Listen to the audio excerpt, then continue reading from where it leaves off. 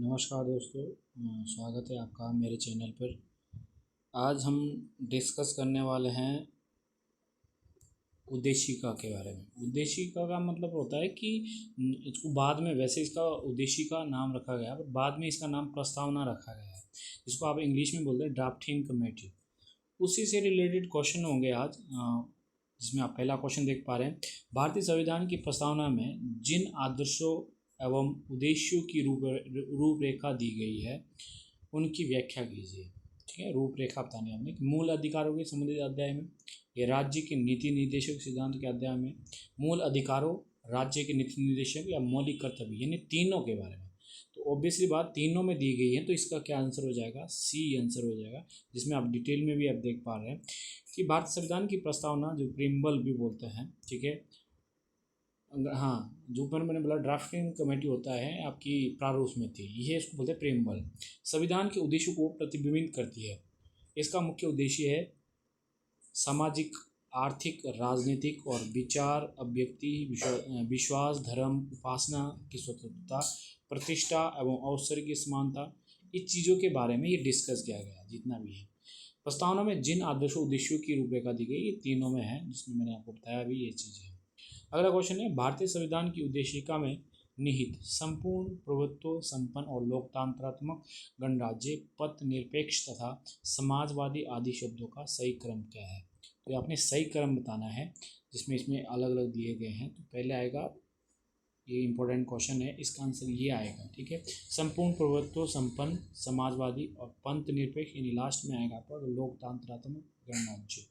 तो इसमें दिया भी गया है कि क्या क्या चीज़ें हैं लोकतंत्र के। उसके बाद न्याय भी आता है, स्वतंत्रता भी आती है, समता आती है, व्यक्ति की स्वतंत्रता। इसका मतलब है कि बाद में जोड़े गए हैं, पहले क्या जोड़े गए हैं उसमें ये चीज़ें उसी हिसाब से दी गई हैं। ठीक है, अगला क्वेश्चन है, भारतीय गणतंत्र की जो 26 जनवरी 1950 को संवैधानिक वस्तु स्थिति क्या थी जब संविधान लागू किया गया, तो उस समय उसकी कंडीशन क्या थी, ये पूछा है कि उस समय इसकी कंडीशन क्या थी। तो ये क्वेश्चन इसमें से पूछा गया है और इसका जो आंसर होगा वो सी होगा। उस समय ये संपूर्ण प्रभुत्व संपन्न लोकतांत्रिक गणराज्य था, तो इसमें ये बात बताया भी गया। तो ये शब्द यूज किए जाते थे 1950 में, क्योंकि ये जो बाद में जोड़े गए, कई चीज़ें इसमें बाद में भी जोड़ी गई है। अगला चौथा क्वेश्चन है, संविधान में हमारे राष्ट्र का उल्लेख किया गया है, नामों में किया गया है, कैसे किया गया? भारत तथा इंडिया दोनों शब्द यूज किए गए हैं। इसमें बताया भी गया है कि आर्टिकल 1 में ये चीज़ का वर्णन किया गया कि राज्यों का एक संघ होगा, इंडिया वही है। भारतीय संघवाद को सहकारी संघवाद किसने कहा था? तो इसमें ये पूछा गया था, तो जिसका नाम है जील ऑस्टिन। तो ये अमेरिकी इतिहासकार थे, ठीक है, और इन्होंने ही इस शब्द का प्रयोग किया गया था। ठीक है, ये आपको बताना चाहिए। ठीक है जी। अगला क्वेश्चन है, हम भारत के लोग शब्दों का प्रयोग संविधान में कहाँ किया गया है? इसमें पूछा गया है कि इस शब्द का प्रयोग कहाँ किया गया है। तो ये शब्द का प्रयोग हम भारत के लोग शब्द का उल्लेख संविधान से कहाँ से लिया गया है? हम भारत के लोग, ये आपको पता होना चाहिए। तो ये डी प्रस्तावना से लिया गया है। ठीक है, ये आपको इस चीज़ के बारे में पता होना चाहिए कि कौन कौन सी चीज़ें इसमें दी गई है। ठीक है, अगला जो है क्वेश्चन, जो अगली से रिलेटेड क्वेश्चन है, जिसमें आपको पता होना चाहिए कि क्या क्या चीज़ें। सातवां जो क्वेश्चन दिया गया है, इसमें सातवां क्वेश्चन दिया गया है, निम्नलिखित शब्दों में से कौन सा शब्द 1975 में भारतीय संविधान में जोड़ा गया है? ये बहुत इंपॉर्टेंट। तो अखंडता, इसमें कहा गया कि समाजवादी, पथ निरपेक्ष, अखंडता, ये 42वें संशोधन में 1946 में जोड़े गए हैं। ठीक है, ये आपको इस चीज़ के बारे में पता होना चाहिए।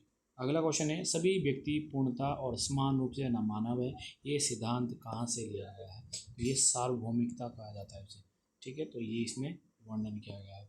अगला है, भारत के संदर्भ में निम्न में से कौन सा पथ निरपेक्ष शब्द का सही व्याख्या करता है?